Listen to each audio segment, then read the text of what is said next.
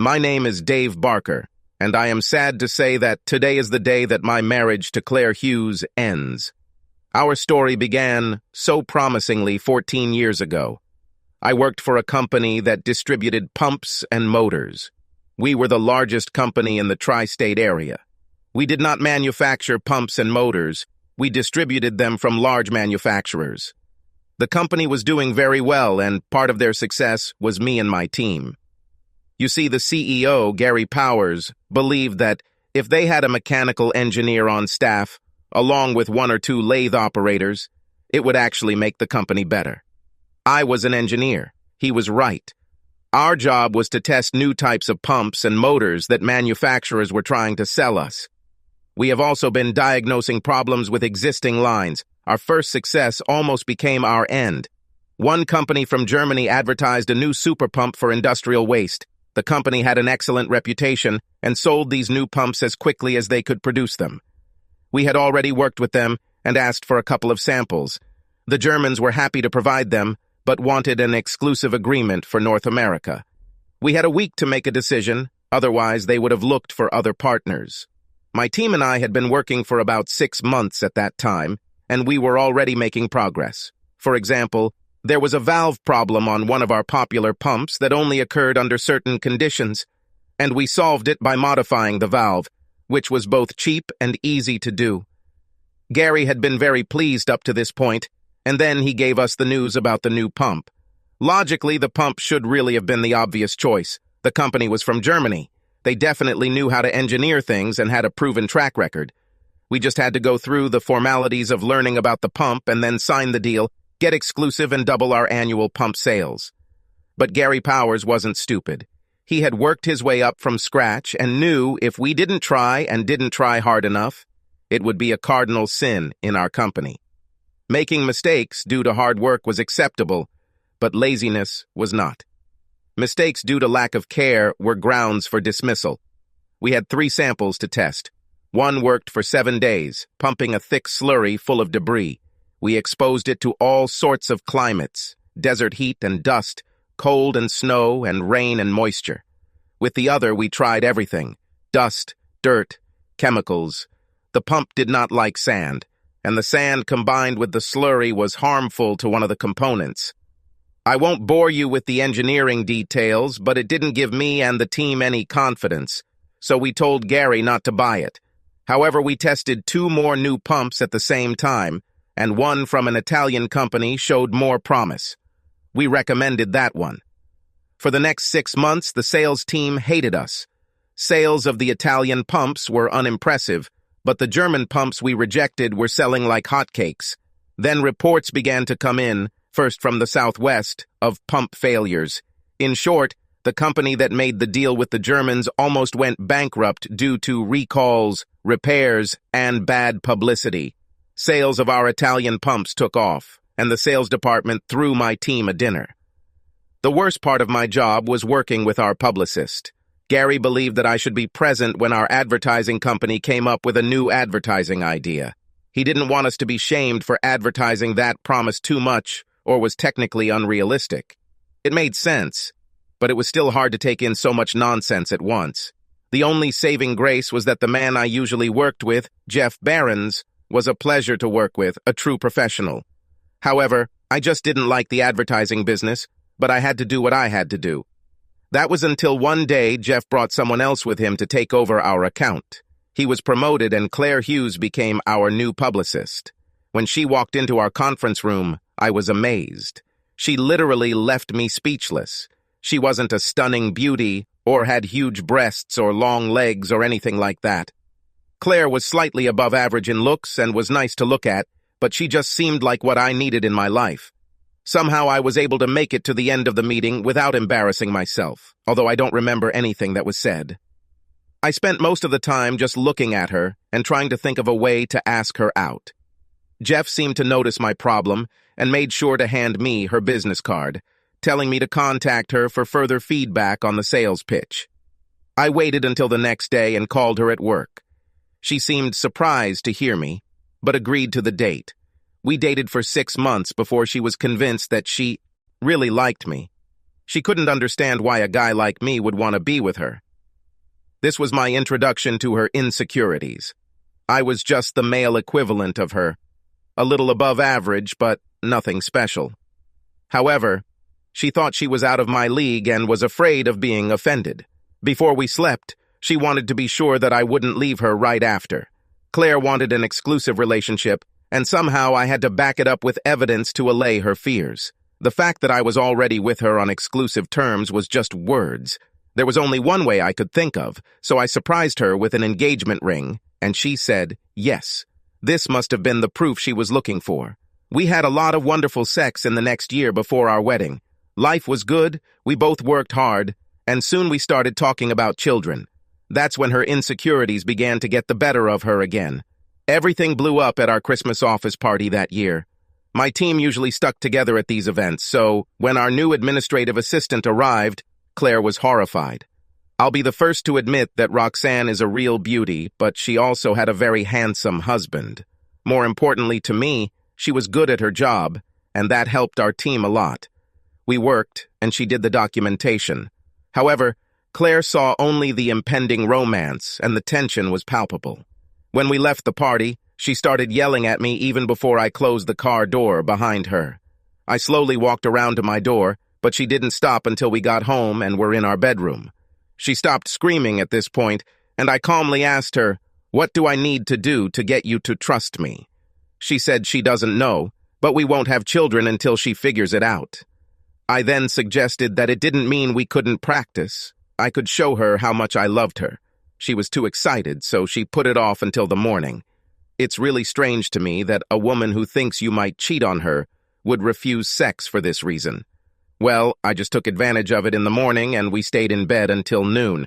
Exactly 2 weeks and 2 days later, I learned that she had found the answer when she presented me with a postnuptial agreement.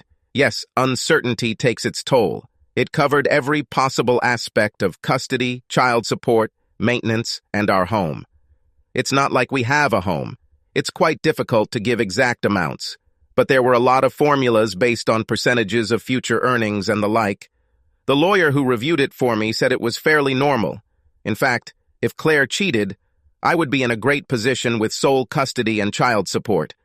In addition to the post-nuptial agreement, our phones had to have a locator app, and the passwords for our phones and laptops had to be shared. Random testing was to be allowed at any time.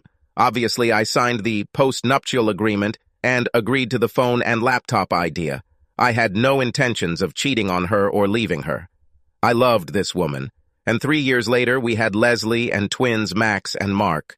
Claire returned to work as soon as possible after each birth to continue her career advancement. It's no surprise that she was very insecure about her position and advancement, but she had children and I'm very happy about that. Best of all because I was expected to be the primary caregiver. We never talked about it, but she liked her job and wanted to advance. I have already accepted that I will be in second place after her work. I did, however, check her phone and laptop for any unusual activity. I also always looked at our locator app to see where she was when she was late at work. I have to admit, I was a little suspicious that she might be trying to get ahead at work by having sex on the side. This was definitely not the case. Her boss, Jeff, told me at a social event that my wife had earned the nickname Madam Seriousness. It was better than Ice Queen or Bitch, but it meant about the same thing. She was work, work, work. She didn't have friends at work, didn't flirt, and was focused on being the best. People respected her hard work, but were put off by her cold demeanor. Men especially sensed her attitude, and, unless they worked for or with her, avoided her. There were many more accessible women in the company.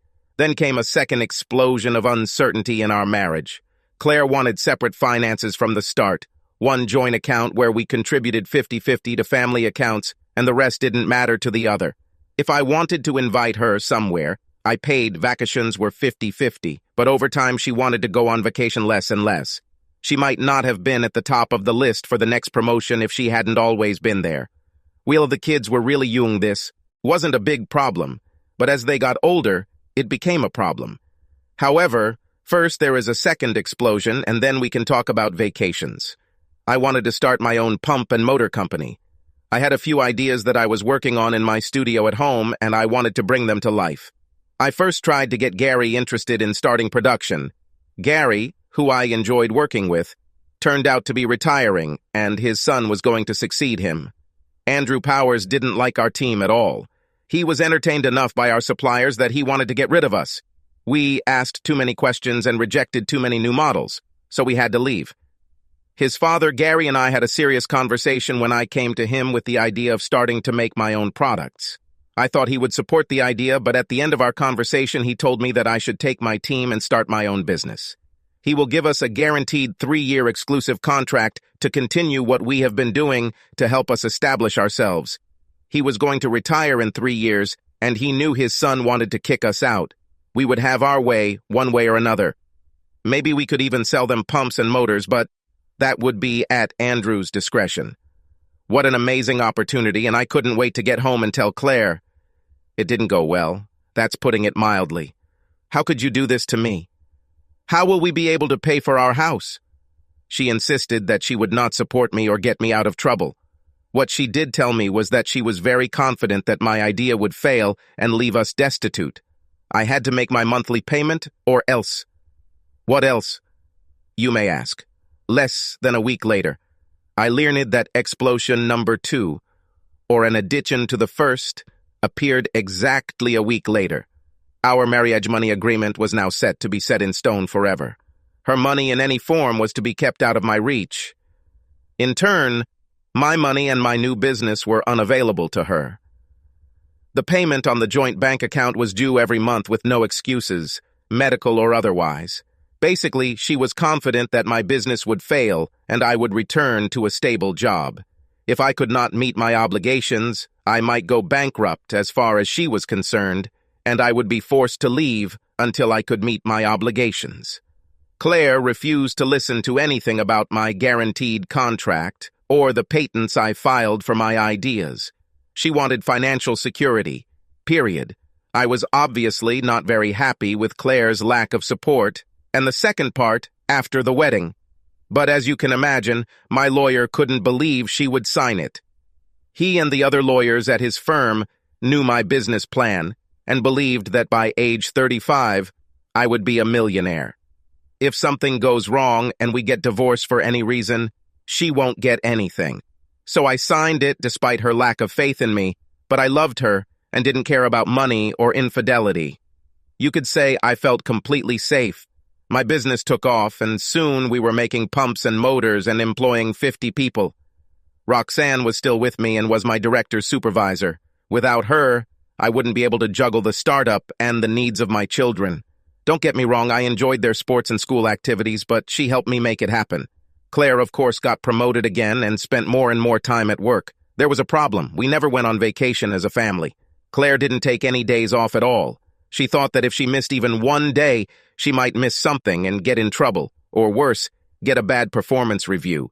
Yes, I thought maybe there was something more to it, and I kept an eye on her and even hired a private investigator for a week, but she just worked. The private investigator even gave me a discount because Claire did nothing but work and came home. Before this, vacations consisted of me and the kids. We went camping to the lake, to the beach, to the mountains, and to my parents who lived in another state. Claire stayed at work, that is, at home.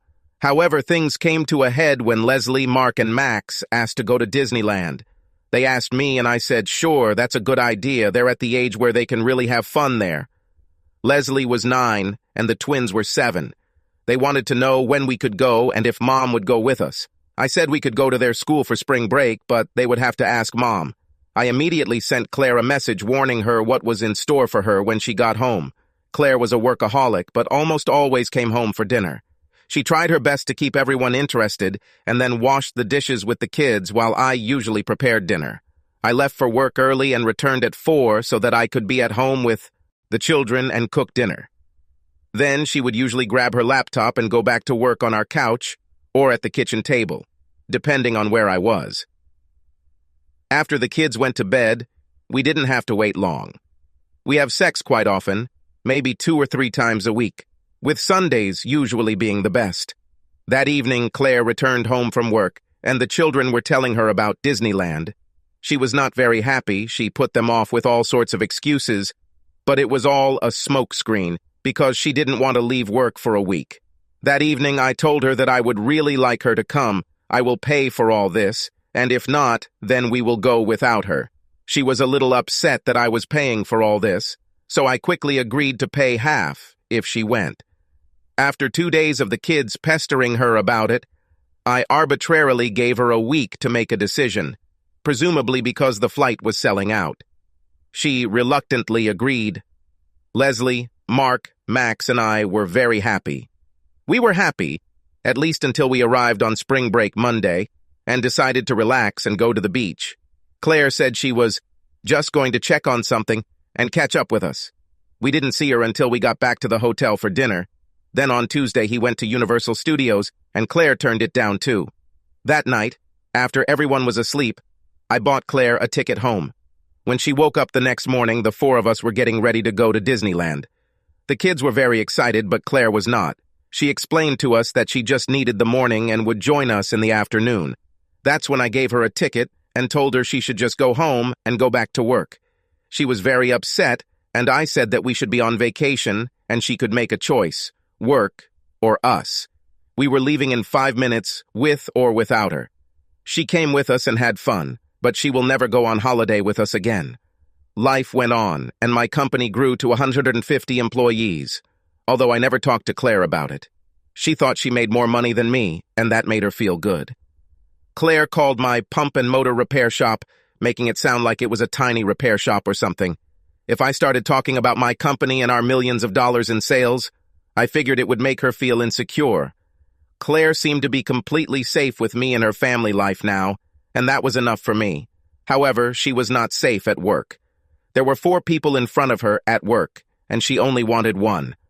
Albert Morris's owner, CEO position was out of reach for her, but there were 3 vice president positions she could apply for, one of which she particularly coveted. There was a VP of administration, a VP of operations, and a VP of creative.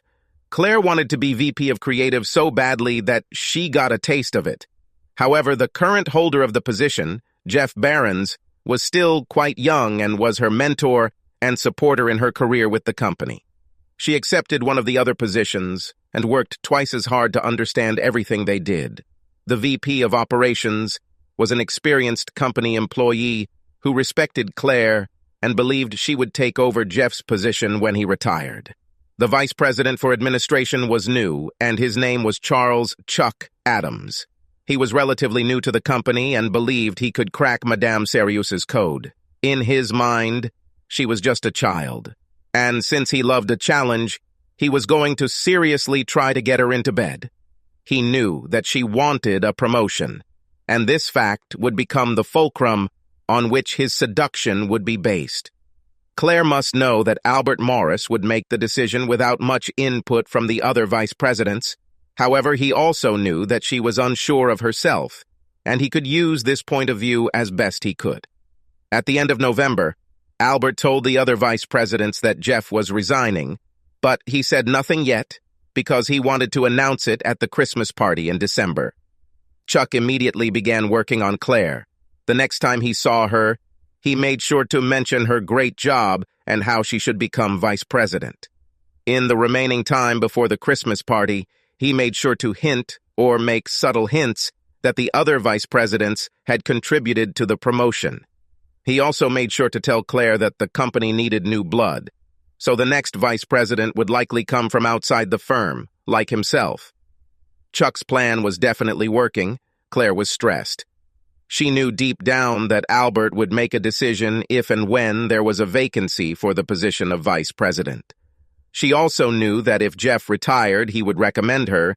He had already told her that, and after 5 promotions, she trusted Jeff. However, she couldn't shake the growing doubt in her mind that her hard work might not be enough. It made sense that the next vice president could come from outside, like Chuck. Of course, Claire didn't know what would happen at the Christmas party, but by then she was much more vulnerable to Chuck's plan. These uncertainties kept popping up in her mind. Dave wasn't looking forward to Claire's Christmas party at all. Every year it was the same. Claire was the organizer, host, and general overseer of the party. This role and her usual business-like approach meant that Dave would be alone for the entire evening. She would place him at dinner next to the boring men while she sat with the most important clients who were always invited. Then she would spend the rest of the evening working one way or another while he stood at the bar drinking with Jeff. When some new employee or longtime employee who didn't like Madame Sirius asked him to dance, he politely refused.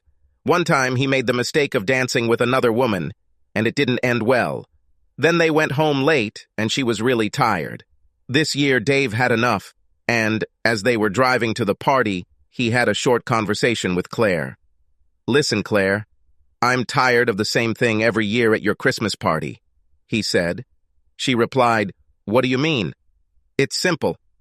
I'm not going to spend another party alone and bored. If you ignore me all night and don't even give me one dance, I'll leave early." She was so caught up in all the details of the party and her role in it that she simply went along with what he said, essentially ignoring him. Dave knew he would go home early, and he did. However, he had a very interesting and disturbing conversation with Jeff before leaving.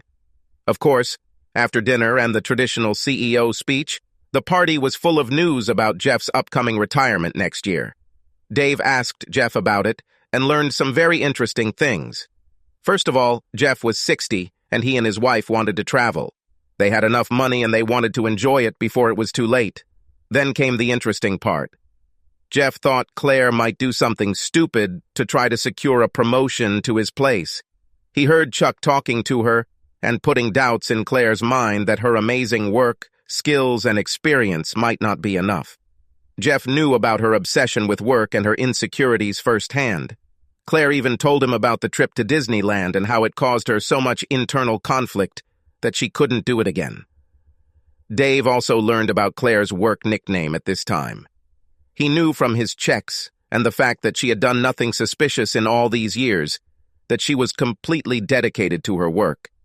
However, he did not know about the nickname Madame Seriousness and how many men she had actually rejected, both colleagues and clients. It was alarming to learn that it looked like this Chuck guy was going to try to win his wife. What's more, it didn't help that Claire seemed focused on communicating with one particular person that night. Of course, she was busy with her duties of managing the party, but she kept coming back to the same person. Younger than Claire and Dave, and clearly handsome, this guy clearly knew it. Dave asked Jeff who it was, and was not surprised to learn that it was Chuck, the vice president of administration, exactly the man he had warned Dave about. It was almost 10:00 p.m., and Dave had drunk quite a bit and refused a couple of dances. He decided it was time to leave, but gave Claire a chance and began walking in her direction. As he approached Claire and Chuck, Claire noticed him coming and didn't want him to interrupt their conversation. She discussed information with Chuck about how to get the position of vice president, and he willingly shared information. Claire knew Dave wanted to dance with her, but she was busy with work, so she made eye contact with Dave and then deliberately turned away from him. Dave wasn't stupid and took the insult for what it was. He turned around and left. Claire didn't notice his departure for obvious reasons and was too busy with the rest of the night to even miss him. It wasn't until 1 a.m., as the party was about to end, that she noticed Dave was gone. She asked Jeff, who was still there, if he had seen Dave and was unhappy with his answer. He told me that if you didn't dance with him, he would leave. He told me that he already told you this. And when you didn't dance with him, he left. Claire felt embarrassed, but remembered that Dave actually said something like that. But at the same time, she was angry because he did not support her work. She was working on Chuck and her promotion. How could he do this to her? Her anger grew as she waited for a taxi to go home. As she walked through the door, she built up enough energy to burst into the bedroom and wake Dave with a loud, "How could you just leave? I was so embarrassed that you left me there without even saying goodbye. You say you support my work, but you left me in limbo when I needed that support. How could you—" At this point, Dave woke up and had enough. "Listen, I warned you, Claire, that if you ignore me all night, I'll leave. I just needed one dance. Do you think I feel like you've literally turned your back on me for the company of another man?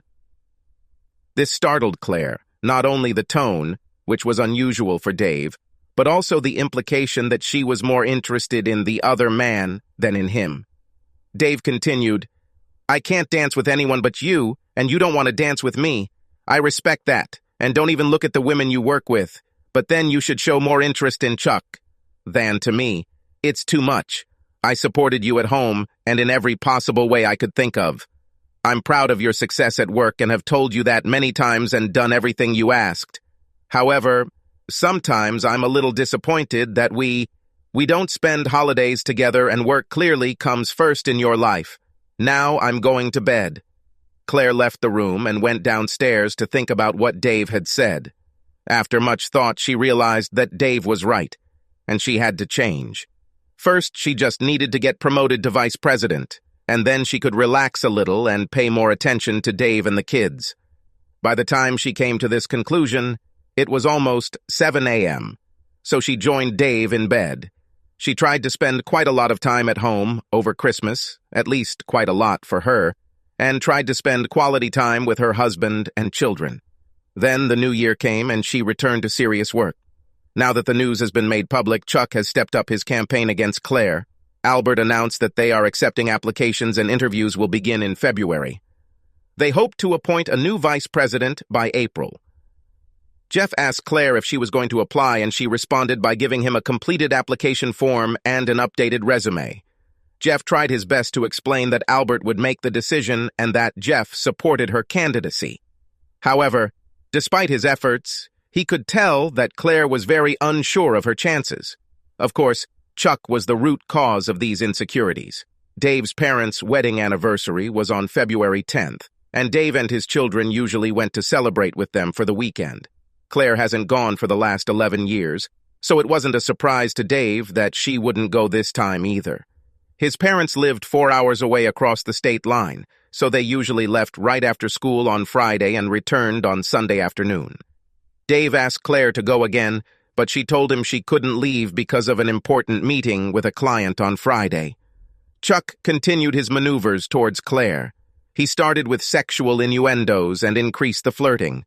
Claire became more and more anxious every day. She was the first one to show up at the front desk when the mail arrived.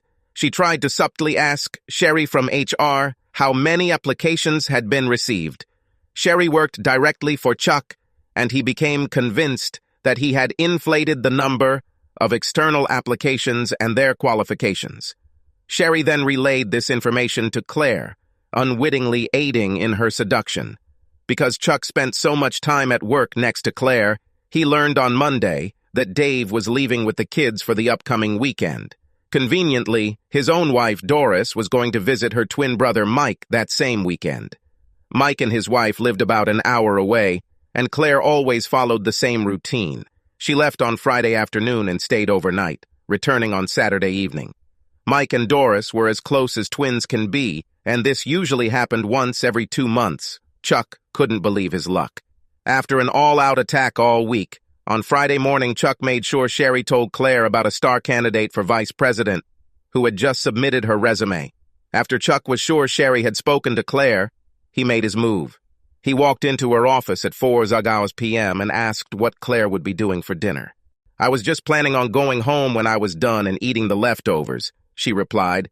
Why don't we go get something to eat somewhere? Then we can really work on strategy to make sure you get the promotion you deserve. Claire thought about it. Dave and the kids were away, and she still needed to eat. Okay, how about we leave at 6 p.m., she answered Chuck. Chuck was delighted. I'll make a reservation for us at a nice restaurant. See you in the parking lot at 6 p.m. Claire spent the next 2 hours unable to work.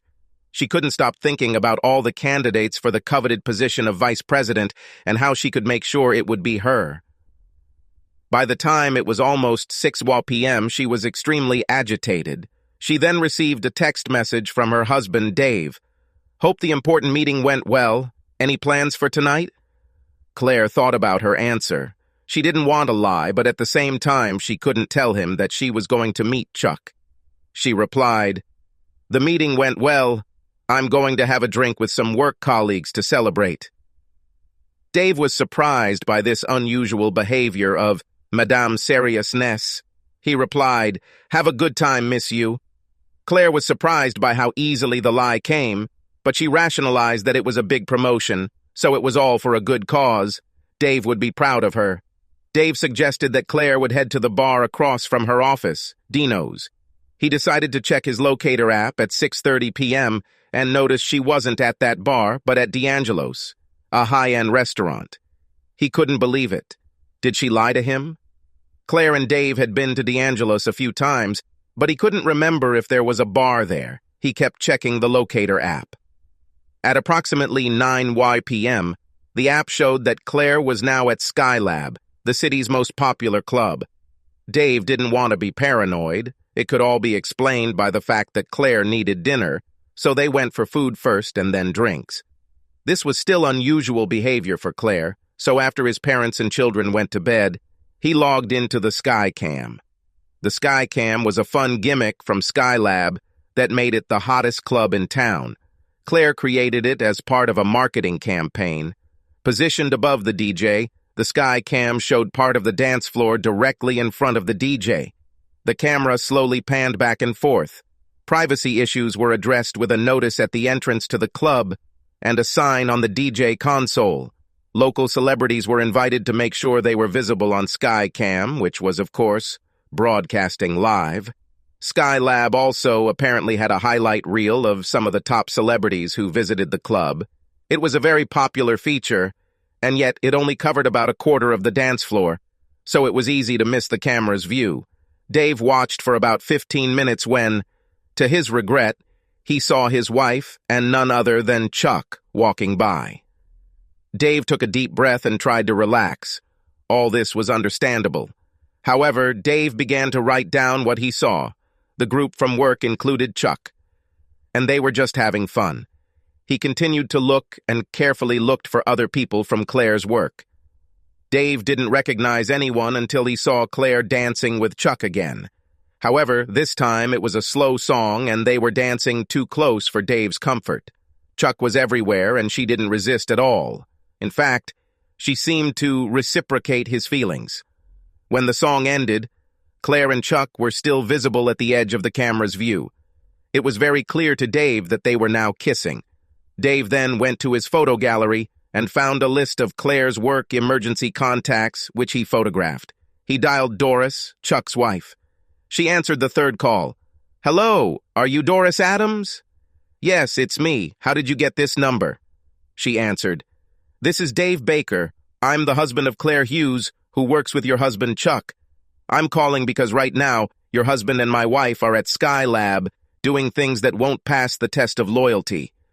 Dave heard a gasp and Doris responded, "That scoundrel, I gave him a second chance and this is what he's doing to me. What are you going to do?" Dave quickly explained, "I'm of course going to divorce her. It's a long story and I won't bore you with the details. But I have no other choice. There's a problem. I'm tracking it with our locator app, so I know when they get back to our house or hotel, but I'm 4 hours away and won't be able to catch them there." Doris made Dave very happy with her answer. "I'm not home tonight, so they might as well go to our house. Look, I'm only an hour away with my brother Mike, who, by the way, hates Chuck. We might as well leave now, and by the time we get back to town, you can tell us where they are and we can surprise them." Dave was very pleased. "Sounds like a plan. I'll send you a recording of their antics at Skylab, and I'd appreciate it if you sent me anything you come up with as a surprise for them." Doris confirmed they were on their way while Dave continued to watch the Skycam and his locator app. Half an hour later, Claire was on her way. She was heading towards a residence that was not Dave's house, so it must have been the Adams house. Dave sent Doris the information. Meanwhile, Claire felt very strange. Alcohol and beautiful men did their job. She couldn't wait to get into bed with Chuck and seal the deal that would guarantee her promotion. She didn't think about consequences, only about results. And she was desperate in her pursuit of results. An hour later, Claire woke up from her post-sex slumber. She was still pretty drunk, But the realization that she had cheated on Dave hit her. Yes, it was for a good cause, but it was still cheating. She decided that she had better return home. However, Chuck also came to his senses at this time and wanted a second round. Claire gave in to his persuasion, and when Doris and Mike arrived, they were in the midst of it. Mike made sure he made enough videos of the lovers, and then Doris intervened. The next thing Claire knew was that someone drags her by the hair. Slap! The same someone hit Claire in the face and then slapped her with the back of their hand. Unfortunately for Claire, the back of the hand had a ring on Doris's finger, and it cut Claire's cheek. "Get out of my house!" Doris screamed as she dragged Claire towards the door. Claire freed herself, grabbed her clothes, and ran as fast as she could. Doris turned around to see what Mike was doing with her husband. Chuck huddled in pain on the floor next to the bed. Claire got dressed in her car and then drove to the hospital emergency room. She had 3 stitches because the wound was too big for glue or tape. She returned home and dragged herself into the bedroom, crying the whole way. How could she explain the cut on her cheek to Dave? Will Doris tell Dave what happened? How could she do such a stupid thing? With these questions swirling in her head, she fell asleep. Meanwhile, Dave was busy. After receiving the video from Doris, he had a job to do. He first emailed his lawyer asking him to forward the following information to the top divorce lawyer at his firm. Enclosed were both postnuptial agreements, a Skycam video, and a video from Doris. He also attached his log of all the events Claire missed for the kids, in case she decides to fight for custody. There was no way, after all the uncertainty he had been through, other than divorce was the only option. He then sent Claire a message explaining that he and the children would be returning home on Monday, not Sunday. This would allow Dave to change the locks on the house and perhaps arrange a meeting with her at work that day. He wasn't worried about moving the money since it was already so divided. Claire woke up hungover and thought she was having a bad dream until she touched her cheek and realized it wasn't a dream. It was a nightmare. Looking at her phone, she read a message from Dave. She now had more time to come up with her story. She didn't know whether to get involved with Chuck or not. He solved this problem by showing up at her house on Saturday afternoon. "Chuck, what are you doing here?" she asked. "I'm not welcome at home anymore. That's why I came here," Chuck replied. "Well, you can't stay. What will the neighbors say?" Then she quickly added, "Do you think Doris will tell Dave?" "I'm pretty sure she already said. I heard Mike and her talking after they got tired of kicking me and I passed out. In fact, I think it was Dave who told Doris." Then it dawned on Claire, the locator app she insisted on. Dave must have used it to find her, and then informed Doris. Claire was overcome with horror and slammed the door in Chuck's face. Monday arrived and Claire went to work. What else could she do? She applied makeup to minimize the damage to her cheek and went to work. Everything was relatively normal until 1 p.m., when a young man she didn't recognize came to her office door. "Are you Claire Hughes?" he asked.